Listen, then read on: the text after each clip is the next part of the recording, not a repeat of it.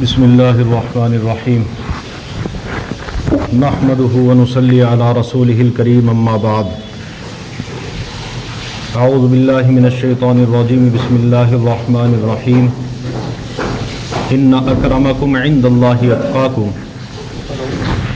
صدق اللہ العظیم فقد قال النبی صلی اللہ علیہ وسلم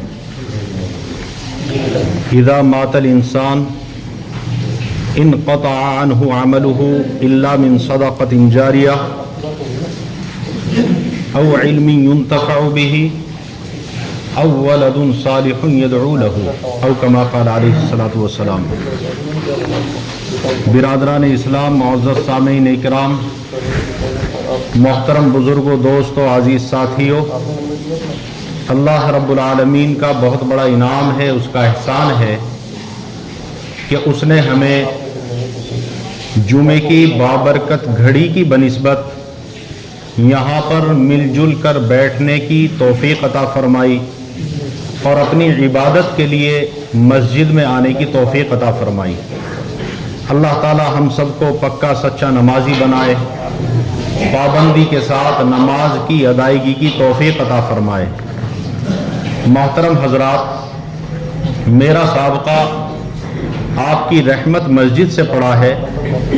یہاں کا نظم و نسق دیکھ کر، یہاں کے اصول و ضوابط اور یہاں لوگوں کی محنتیں دیکھ کر، جس نہج پر دین کی محنتیں کر رہے ہیں، کام کر رہے ہیں، میری طبیعت بہت خوش ہوئی۔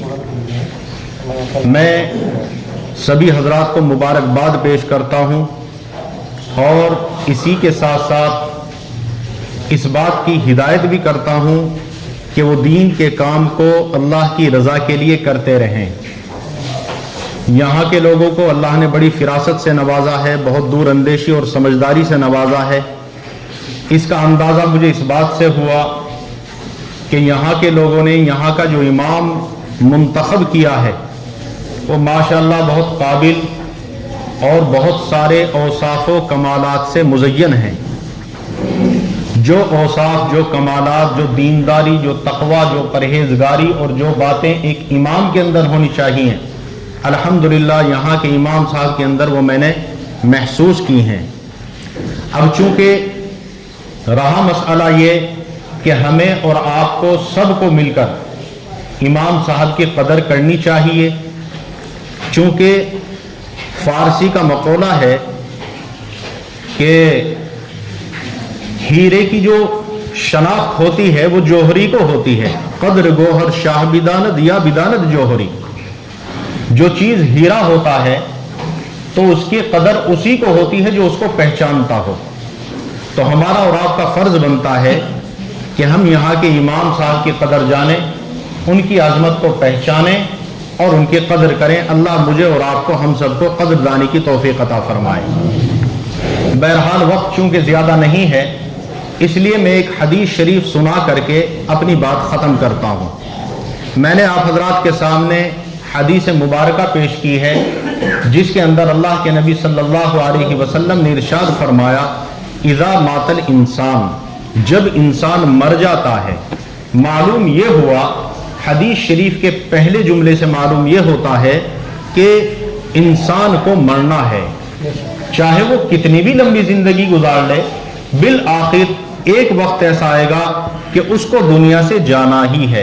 اذا مات الانسان انقطع عنہ عملہ، اللہ کے نبی علیہ السلام نے فرمایا کہ جب انسان مر جاتا ہے تو اس کے اعمال کا رجسٹر بند کر لیا جاتا ہے، یعنی کوئی ذریعہ ایسا نہیں ہوتا کہ جس سے اس کے اعمال میں اضافہ ہو رہا ہوتا ہو۔ لیکن اللہ کے نبی علیہ السلام نے آگے چل کر فرمایا الا من ثلاثہ، یعنی تین کام ایسے ہیں کہ اگر انسان اپنی زندگی میں کر کے چلا جائے، یہاں پر بھی شرط زندگی کی ہے، چونکہ دنیا دار العمل ہے، الدنیا مزرعۃ الآخرہ، دنیا آخرت کی کھیتی ہے، یہاں پر جو بوگے وہ آخرت میں کاٹو گے۔ دنیاوی مثال کو لے لیجئے کہ انسان جب کھیتی باڑی کرتا ہے، کوئی چیز زمین کے اندر بوتا ہے، اگر اس نے گیہوں بویا ہے تو بھائی کاٹے گا کیا؟ وہ بتاؤ بھائی، گیہوں ہی کاٹے گا نا۔ ऐसा तो नहीं हुआ कि किसी ने गेहूं बोए हो और काटे चावल हो, ऐसा तो नहीं होता। तो अब दुनिया मज़राअतुल आखिरा, ये दुनिया आखिरत की खेती है, जैसी करोगे वैसी भरोगे। यहाँ पर ये दारुल अमल है, यहाँ पर जैसे आमाल किए जाएंगे अल्लाह रब्बुल आलमीन आखिरत के अंदर उन आमाल की जजा से नवाजेंगे। तो हदीस पाक के अंदर ये इरशाद फरमाया अल्लाह के नबी अलैहिस्सलाम ने कि जब इंसान मर जाता है तो उसके आमाल का रजिस्टर बंद कर लिया जाता है, यानी कि वो बजाते खुद जो अमल कर रहा होता है वो उसका सिलसिला मुनक़ते हो जाता है, मौक़ूफ़ हो जाता है, बंद हो जाता है वो।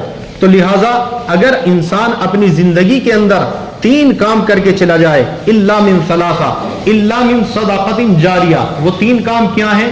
नंबर 1 सदका जारिया।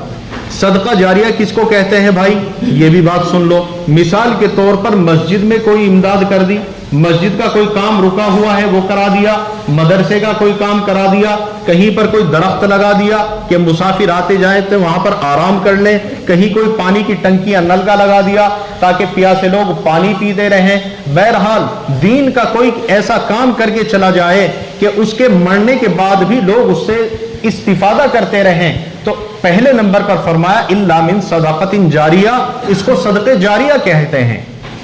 पहला काम समझ में आया भाई। दूसरा काम क्या है?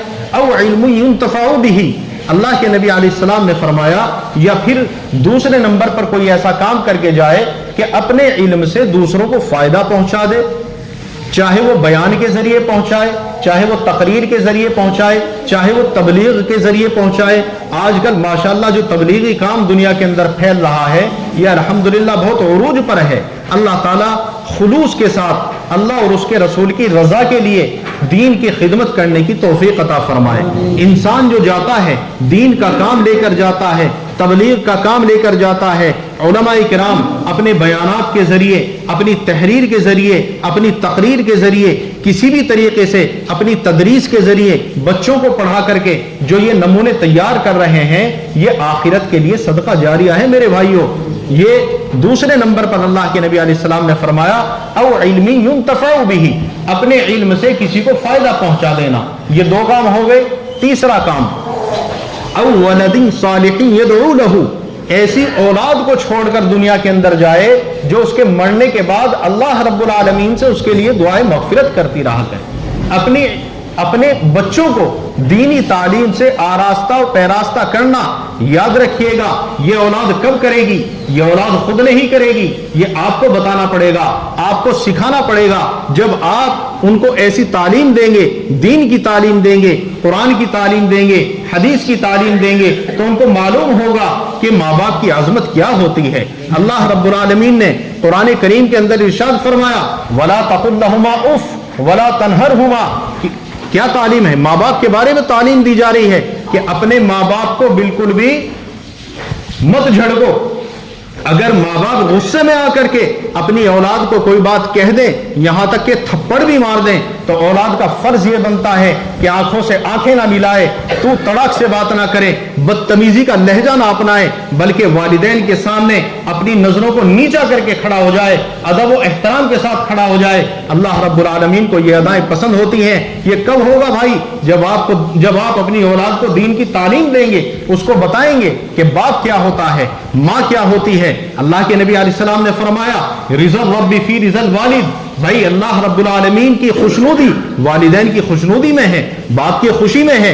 कोई अगर अल्लाह को खुश करना चाहता है तो उसको चाहिए कि अपने वालिदैन की खिदमत किया करे। तो मेरे भाइयों बात समझ में आई है? ये 3 काम हैं। अल्लाह के नबी अलैहिस्सलातु वस्सलाम ने फरमाया जो आदमी दुनिया के अंदर ये 3 काम करके जाता है, अल्लाह ताला मरने के बाद बराबर कब्र के अंदर उसको सवाब पहुंचाते रहते हैं। ये ऐसा ही है जैसा कोई आदमी अकाउंट खोल लेता है तो उसमें उसके पैसे जमा होते रहते हैं। ये दुनिया है, यहां पर करता रहेगा तो उसकी नेकियां जमा होती रहेंगी, मरने के बाद उसको आखिरत में उसका अजर मिलना ही मिलना है। अल्लाह ताला मुझे और आपको अमल की तौफीक अता फरमाए। व आखिरु दावाना अनिल हम्दुलिल्लाहि रब्बिल आलमीन।